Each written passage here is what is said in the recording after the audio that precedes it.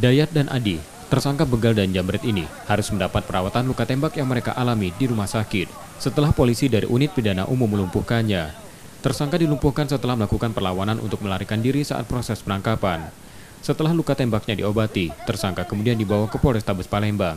Kasat Reskrim Polrestabes Palembang menerangkan, dari laporan yang mereka terima, 2 tersangka 7 kali melakukan pembegalan dan penjambretan. Mayoritas korban kedua tersangka adalah perempuan, dan setiap melakukan kejahatannya tersangka mengancam korban dengan senjata tajam yang ikut disita sebagai barang bukti.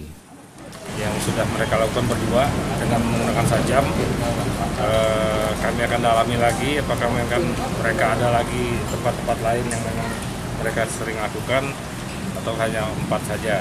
Nah, intinya mereka sudah kita cross check dan di TKP juga kita sudah cek.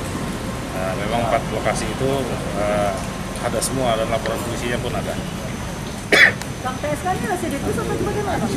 Satu residivis, 1 orang residivis, 1 lagi belum. Nanti kita akan cek lagi.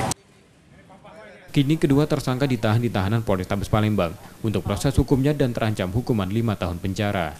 Yudi Kiswanto, Kompas TV, Palembang, Sumatera Selatan.